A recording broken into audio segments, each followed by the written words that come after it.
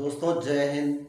दोस्तों आपके अपने परिवार यशप्री सक्सेस गुरु के यूट्यूब प्लेटफॉर्म पर आप सभी का स्वागत है। दोस्तों आज मैं आपके लिए एक ऐसा टॉपिक लेकर के आया हूं जहां से एग्जाम्स में पूछा जाना ही तय है।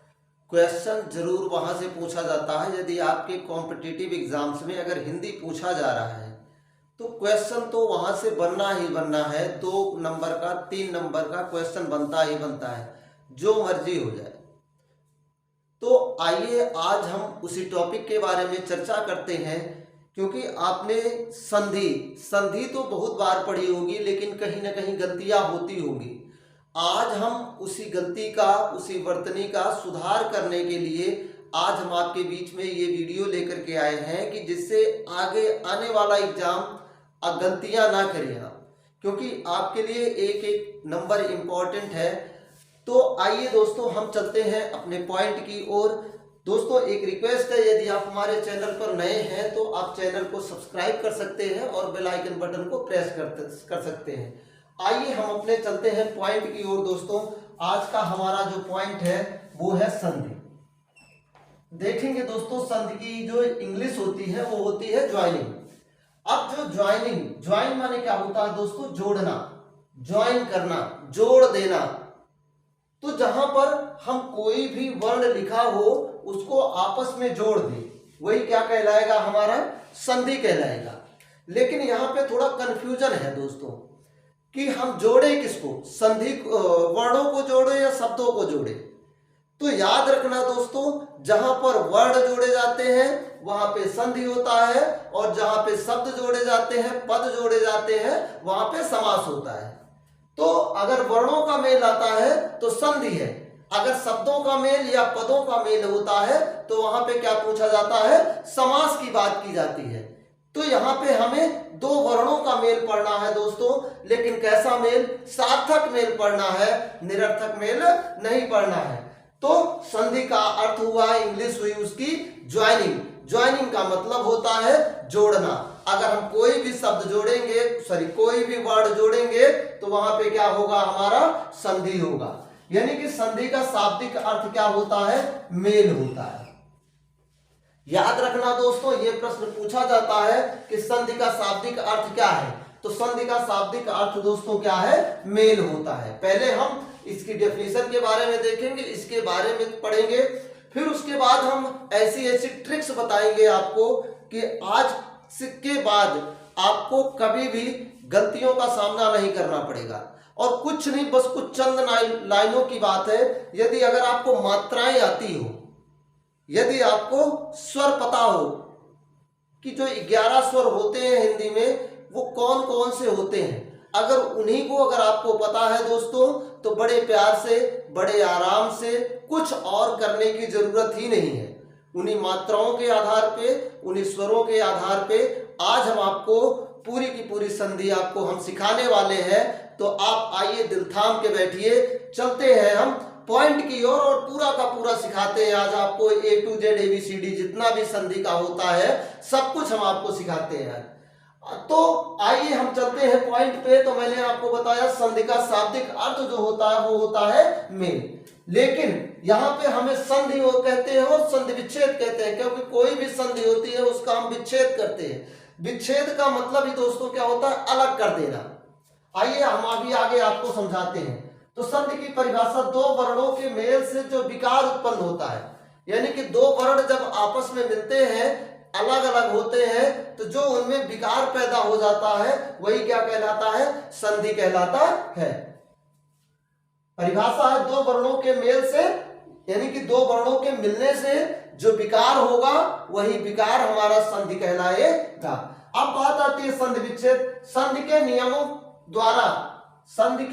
द्वारा मिले वर्णों को फिर से मूल अवस्था में ले आने को संधि विच्छेद कहते हैं। कहा जा रहा जो नियम द्वारा वर्ण मिल रहे हैं उन वर्णों को अपने मूल अवस्था में लेके जाना, वही क्या कहलाएगा दोस्तों? संधि विच्छेद। विच्छेद का मतलब होता है अलग कर देना, यानी कि किसी भी शब्द को तोड़ देना। तो वो क्या कहलाएगा? संधि विच्छेद कहलाएगा। अगर हम उसको इकट्ठा कर देंगे तो वो क्या कहलाएगा? हमारा संधि का मेल कहलाएगा। अब आपने पढ़ा होगा दोस्तों, संधि सिर्फ 3 प्रकार के होते हैं, स्वर संधि, व्यंजन संधि, विसर्ग संधि। कभी भी 4 आए तो गलत कर देना। कितना मानना है आपको? 3 मानना है कि संधि के कितने भेद होते हैं? 3 भेद होते हैं, स्वर संधि, व्यंजन संधि और विसर्ग संधि। आइए दोस्तों, आज की वीडियो में हम संधि की स्वर संधि देखेंगे, क्योंकि दोस्तों तीनों संधि एक वीडियो में बहुत लंबा वीडियो हो जाएगा, आप भी बोर हो जाएंगे, देखेंगे नहीं, वीडियो को स्किप कर देंगे। तो वीडियो को स्किप नहीं करना है दोस्तों। आइए हम उस नियम की बात करते हैं, उस तरीके की बात करते हैं जो हमने वीडियो के पहले आपको कहा है कि हम आपको स्वरों के माध्यम से और मात्राओं के माध्यम से आज हम आपको पूरी स्वर संधि सिखाने वाले हैं। आइए पॉइंट पर हम चलते हैं दोस्तों। अब हमारी बात आती है स्वर संधि। स्वर संधि के भी 5 भेद होते हैं, दीर्घ संधि, गुण संधि, वृद्धि संधि, यण संधि और अयाज संधि। दीर्घ संधि, गुण संधि, वृद्धि संधि, यण संधि और अयाज संधि। याद रखना है दोस्तों, एग्जाम में पूछा जाता है कि स्वर संधि के कितने भेद होते हैं, तो आपको बताना है स्वर संधि के 5 भेद होते हैं।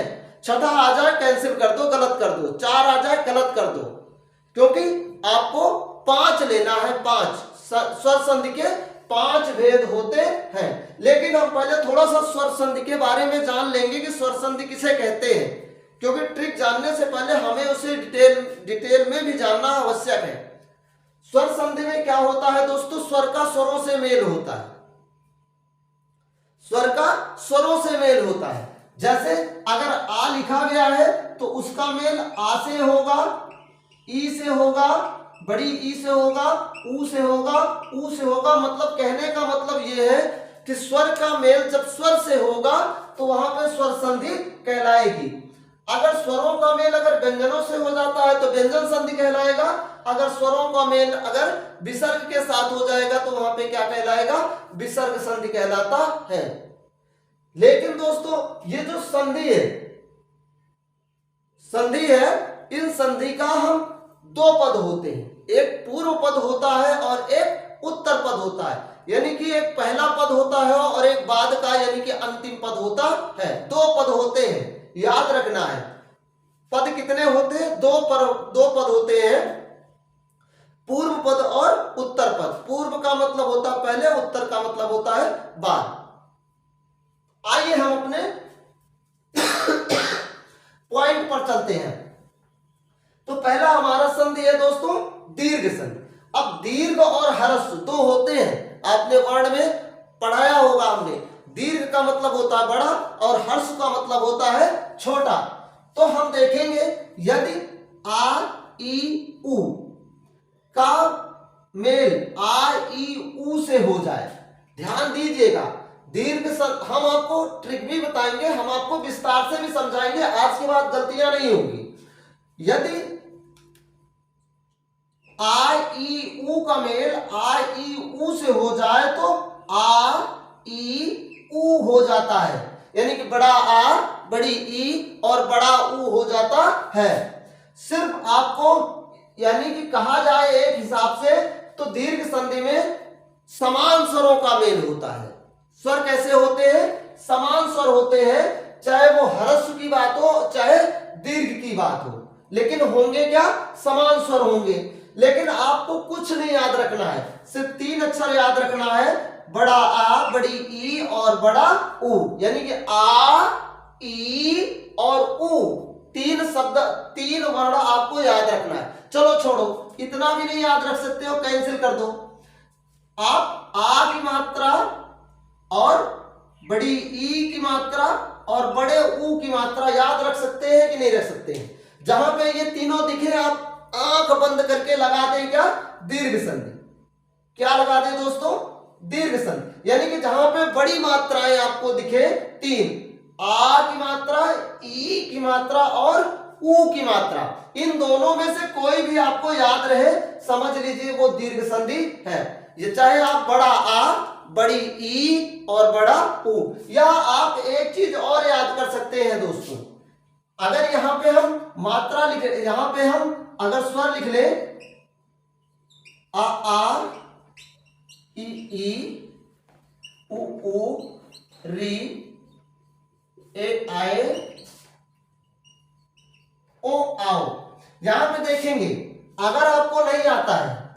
यहाँ पे 2, 4 और 6, 246 भी याद रख सकते हैं। लेकिन हमें इतना याद रखने की जरूरत नहीं है, हमें सिर्फ बड़ी मात्रा ही याद रखने हैं, जहां पे बड़े आ की मात्रा, बड़ी ई की मात्रा और बड़े ऊ की मात्रा या आ ई ऊ आ जाए, वहां पे हमारा क्या हो जाएगा, दीर्घ संधि हो जाता है। आइए हम कुछ उदाहरण के माध्यम से देखते हैं। जैसे देखेंगे इसके बीच में क्या है, आ की मात्रा है, इसके भी देवालय में क्या है, आ की मात्रा है, सत्याग्रह में क्या है, आ की मात्रा है, हरीश में क्या है, ई की मात्रा है, परीक्षा में क्या है, ई की मात्रा है, गिरीश में क्या है, ई की मात्रा है, भानुदय में क्या है, ऊ की मात्रा है, लघुर्मी में क्या है, ऊ की मात्रा है, भूर्जा में क्या है, ऊ की मात्रा है, और भूष्मा में क्या है, ऊ की मात्रा है, महात्मा में क्या है, आ की मात्रा है, और अतियु में क्या है, ई की मात्रा है। तो जहां पे आ की मात्रा आ जाए, ई की मात्रा आ जाए, ऊ की मात्राएं आ जाए, वहां पे क्या कहलाएंगे, हमारा दीर्घ संधि होता है। आइए अब दोस्तों गुण संधि की बात करते हैं।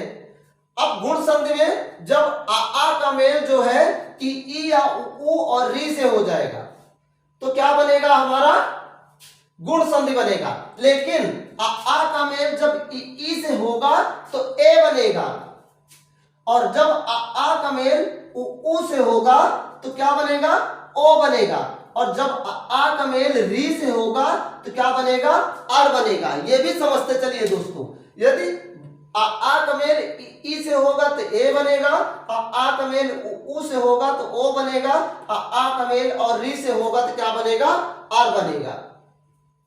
तो सिर्फ इसमें 3 अक्षर आपको याद रखना है बस, ए ओ आर। कितना शब्द, 3 शब्द, कुछ नहीं, दुनिया का नो झंझट। आपको कोई शब्द याद ही नहीं रखना है। गुण संधि में जो है केवल आपको 3 शब्द याद रखना है, ए ओ आर, ए ओ आर, ए ओ आर, ए ओ आर। गुण संधि में ए ओ आर, गुण संधि में ए ओ आर, गुण संधि में ए ओ आर। 3 ही शब्द याद रखने हैं बस आपको, 3 ही अक्षर आपको याद रखने हैं बस। आइए हम देखते हैं जहां पे ए की मात्रा आ जाए और ऐ की मात्रा आ जाए, ध्यान देंगे, ए की मात्रा आ जाए और ओ की मात्रा आ जाए, वहां पे क्या होगा, हमारा गुण संधि होगा। ए ओ यानी कि ए की मात्रा और ओ की मात्रा और आर शब्द, इतना तो याद ही रख सकते हैं आप। जैसे अभी क्या आया बीच में, ए की मात्रा आ गई नरेंद्र में, सुरेंद्र में ए की मात्रा, पुष्पेंद्र में ए की मात्रा, महोदय में ओ की मात्रा, महोत्सव में ओ की मात्रा, देवर्षि, अरसर। देखिए अब यहां पे जहां पे री की मात्रा मिल जाए, री, जहां पे री मिल जाए वहां पे क्या है, गुण संधि है। यहां पे क्या है, री है, क्या है, री है। देवर्षि, राजर्षि, सप्तर्षि, महर्षि, सब में क्या है, री है, क्या है, री है। अब बात आती है फिर से यहां पे देखिए, परोपकार ओ की मात्रा है, हितोपदेश ओ की मात्रा है। तो कहने का मतलब ये है दोस्तों, जहां पे ए की मात्रा, ओ की मात्रा और अर या री की मात्रा आ जाए वहां पे क्या है, हमारा गुण संधि है। ए ओ री, ए ओ री, ए ओ री आ जाए तो क्या हो जाएगा, हमारा गुण संधि हो जाता है। अब बात आती है दोस्तों वृद्धि संधि की। तीसरी संधि हमारी क्या है, वृद्धि संधि है। वृद्धि संधि में यदि आ का मेल जो है ए से हो जाए और ओ आ से हो जाए तो हमारा ए और अ हो जाता है, यानी कि 2 मात्राओं वाले शब्द, 2 मात्राएं यहां आ जाती है, ए और अ। सिर्फ याद रखना है यहां पे वृद्धि संधि में ए औ, ए औ, ए औ, ए औ, 2 शब्द याद रखने हैं किसमें, वृद्धि संधि में, ए और औ। 2 शब्द याद रखने हैं वृद्धि संधि में, ए और औ। आइए हम एग्जांपल से समझते हैं। यहां पे देखिए ए की मात्रा लगी है तथेयो, कौन सी संधि हो गई, वृद्धि संधि। कहीं भी किसी भी एग्जांपल में देख लेंगे, कभी भी आप डिफीट नहीं खाएंगे, कभी भी आपके साथ धोखा नहीं होगा। ऐसी ऐसी ट्रिक हम आपको बता रहे हैं, कभी दिक्कत ही नहीं आने वाली है। सदियों में देखिए अ की मात्रा, एकैक में अ की मात्रा, महौज में औ की मात्रा, दंतौष्ठ में औ की मात्रा, मतैक में अ की मात्रा, बनौषधि में औ की मात्रा, रामेश्वर्य में अ की मात्रा। देखिए सारे एग्जाम्पल्स में अ और औ की मात्राएं आई है। तो जहां पे अ की मात्रा और औ की मात्रा आ जाए वहां पर आपको वृद्धि संधि पर टिक कर देना है। आराम से एक बार आंख बंद करके आइए वृद्धि संधि का हम एक बार फिर से मनन करते हैं। वृद्धि संधि अ और औ जहां पर मात्राएं आ जाए वहां पर हमारा वृद्धि संधि होता है। आइए हम यण संधि की बात करते हैं। यण संधि की बात आती है जब, अब देखेंगे जब ई उ और री का मेल आ उ और ए से हो जाए तो यहां बनेगा या यू ये ववा वी रा री। लेकिन हमें इतना बवाल याद करने की क्या आवश्यकता है, फालतू में हम अपना दिमाग खराब करें, क्या फायदा है इतना शब्द याद रखने की। हमें सिर्फ 3 शब्द याद रखने हैं, या वा और रा। यण संधि में 3 शब्द, 3 अक्षर आपको, 3 वर्ण आपको याद रखना है। कौन कौन से? या वा और रा। 3 वर्णों से आपका पूरा पूरा कॉन्सेप्ट क्लियर करने वाला हूं आज मैं। 3 वर्णों से आपका पूरा का पूरा यण संधि खत्म हो जाएगी। या और वा और रा से ही पूरा हम यण संधि का पोस्टमार्टम करेंगे। पूरी यण संधि का आज हम खत्म करेंगे इसको। आइए हम देखते हैं या वा रा। लेकिन याद रखना दोस्तों, यदि या वा रा से पहले आधा अक्षर आना जरूरी है। इसके पहले क्या आएगा? अधूरा अक्षर। क्या आएगा दोस्तों? अधूरा अक्षर आना जरूरी है। या के पहले भी अधूरा अक्षर आएगा तो यण संधि होगा, वा से पहले भी आधा अक्षर आएगा तो यण संधि होगा, रा से पहले भी अधूरा अक्षर आएगा तो क्या हो जाएगा? यण संधि हो जाएगा। नहीं तो दोस्तों गलत करके चले आओगे। याद रखना है कि यण संधि में आधा अक्षर आना ही चाहिए। जहां पे भी आधा अक्षर आ गया आंख बंद करके आप मार दीजिए कि यण संधि है। ये हमारी गारंटी है कि आपका गलती नहीं होगा। 110% आपकी गलती नहीं होगी, 110% गलत होगा ही नहीं। अगर आपको आधा अक्षर आता है, लेकिन किसके पहले? या वा रा से पहले आधा अक्षर अगर आता है तो यण संधि आपकी होगी। आइए देखते हैं इससे कुछ उदाहरण समझते हैं। यहां पर देखिए या है इत्यादि में, या से पहले आधा ता आया इसलिए क्या हो गया? यण संधि। हमने आपको ट्रिक देखिएगा, ट्रिक जो बताया उदाहरण भी उसी के हिसाब से मिलेंगे आपको। दुनिया के कोई भी एग्जांपल्स आप ले लीजिए यण संधि का, अगर ये ट्रिक नहीं काम करी तो मेरा वीडियो सब्सक्राइब मत करना, लाइक मत करना, निकल जाना वीडियो से, कोई दिक्कत नहीं है दोस्तों।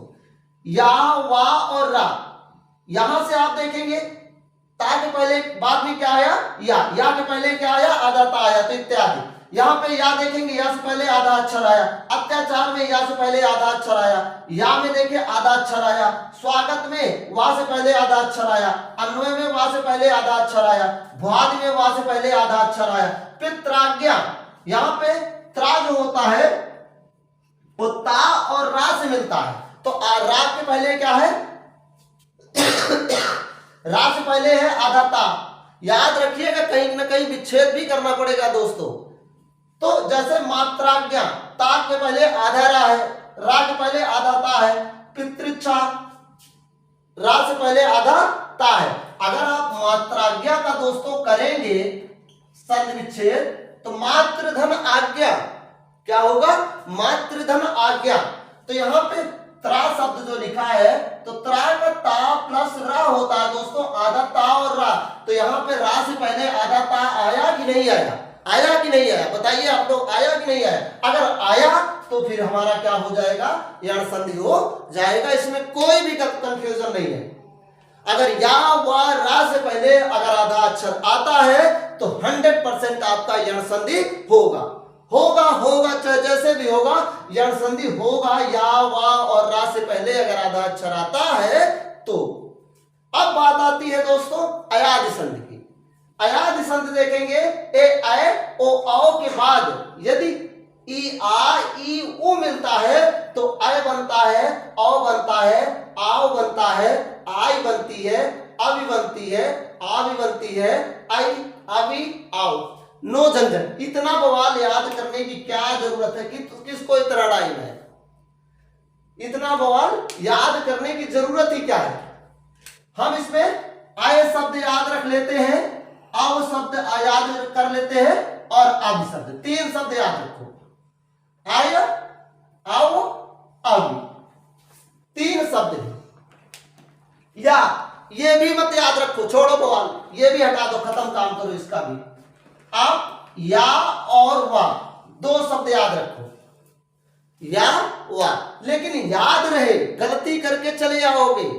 याद रहे आपको कि यण संधि में या वा से पहले आधा अक्षर आता है, लेकिन अयादि संधि में या वा से पहले आधा अक्षर नहीं आएगा, या वा हमेशा बीच में आएगा। कहां पे आएगा या वा? बीच में आएगा, याद रखना है आपको, नहीं तो गलतियां करके चले आएंगे आप। दोनों में अंतर समझिए। यण संधि में या वा रा के पहले आधा अक्षर आता है, अयादि संधि में या वा बीच में आता है, उसके पहले कोई भी आधा अक्षर नहीं आता है। कहने का मतलब यह है अयादि संधि में आधा अक्षर नहीं आता है। सिर्फ जहां आपको बीच में या और वा दिख जाए, आप आंख बंद करके अयादि संधि पर टिक कर देंगे। आइए हम एक बार फिर से एग्जाम्पल के तौर पे समझते हैं, उदाहरण से देखते हैं कैसे ये सही है। देखिए, नयन में बीच में क्या है? या है। शयन में बीच में क्या है? या है। नायक में बीच में क्या है? या है। पावक में बीच में क्या है? वाह है। गायक में बीच में क्या है? या है। सॉरी, पवन में बीच में क्या है? वाह है। भवन में बीच में क्या है? वाह है। नायिका के बीच में क्या है? या है। गायिका के बीच में क्या है? या है। नाविक के बीच में क्या है? वाह है। श्रवण के बीच में क्या है? वाह है। पवित्र के बीच में क्या है? वाह है। तो आप बताइए ट्रिक कहां पे है? कोई भी एग्जांपल आप ले लीजिए, जहां पे बीच में या और वाह मिले, वहां पे क्या है? हमारा अयादि संधि है। याद रखना है दोस्तों, यदि वा या वा रा से पहले अगर आधा अक्षर मिलता है तो हमारा क्या हो जाएगा? यण संधि हो जाएगा। अन्यथा हमारा बीच में मिलेगा तो अयादि संधि हो जाता है। आइए हम एक बार फिर से आंख बंद करके दोस्तों पूरा का पूरा आप एक बार मनन कर लीजिए। पूरी 5 संधियों का एक बार फिर से हम रिपीट कर देते हैं, दोहरा देते हैं आपको पूरा। दीर्घ संधि में आपको बड़ी मात्राएं मिले, बड़े आ की मात्रा और बड़ी ई की मात्रा और बड़े ऊ की मात्रा। आ ई ऊ मिलेगा तो दीर्घ संधि होगा, और यहाँ पे ए और ओ मिलेगा तो गुण संधि होगा, और यहाँ पे आय और औ 2 मात्राएं यानी कि बड़ी मात्राएं मिलेंगी तो वृद्धि संधि होगा। यण संधि में या वा रा से पहले आधा अक्षर आएगा, अयादि संधि में या और वा के बाद हमारा या और वा हमारा बीच में आएगा। तो दोस्तों ये आपकी स्वर संधि की बात रही। आपको इसके अलावा कुछ पढ़ने की जरूरत ही नहीं है, इतना ही आपके लिए काफी है। किसी भी एग्जाम्स में आप स्कूलिंग टाइम से लेकर के आप आईएएस तक की एग्जाम्स में ये सही कर सकते हैं। 100% अगर आपको संधि आती है तो सही कर लेंगे ये। अगर हमारा वीडियो आप देख रहे हैं तो आज के बाद नो झंझट, नो टेंशन, खत्म पूरी संधि। तो ये हम, लेकिन एक बार फिर से आप देख लीजिए कि अगर 2 वर्णों का मेल होता है तो संधि होती है, और अगर 2 पदों का मेल होता है तो वहां पे क्या होता है? समास होता है। ये आपको याद रखना है। समास में संधि में 2 पद होते हैं, एक पूर्व पद और दूसरा उत्तर पद। और जहां पे संधि अगर कहा जाए संधि विच्छेद किसे कहते हैं, तो संधि के नियमों के द्वारा मिले वर्णों को फिर से उसी अवस्था में ला देने को संधि विच्छेद कहते हैं। संधि के 3 भेद होते हैं, 4 आए गलत, 2 आए गलत, 5 आए गलत। संधि के कितने भेद? 3 भेद। स्वर संधि, व्यंजन संधि, विसर्ग संधि। स्वर संधि की कितने भेद? 5। दीर्घ संधि, गुण संधि, वृद्धि संधि, यण संधि, अयाद संधि, कोई दिक्कत नहीं। संधि के 3 भेद, स्वर संधि के 5 भेद। तो दोस्तों आई होप, आशा करता हूं आपको संधि पूरी समझ में आ गई होगी। तो दोस्तों यदि आपको पूरी संधि समझ में आ गई है तो हमारे मोटिवेशन के लिए आप एक लाइक तो कर ही सकते हैं वीडियो को। दोस्तों यदि अच्छा लगे तो आप वीडियो को शेयर भी कर सकते हैं, अपने दोस्तों को भी मदद कर सकते हैं। फिर अब हमारी जो अगली वीडियो होगी दोस्तों, वो व्यंजन संधि की होगी। सिर्फ कुछ नियमों की बात है, 9 नियम के अंदर ही हम आपका पूरा व्यंजन संधि समाप्त कर देंगे। धन्यवाद दोस्तों।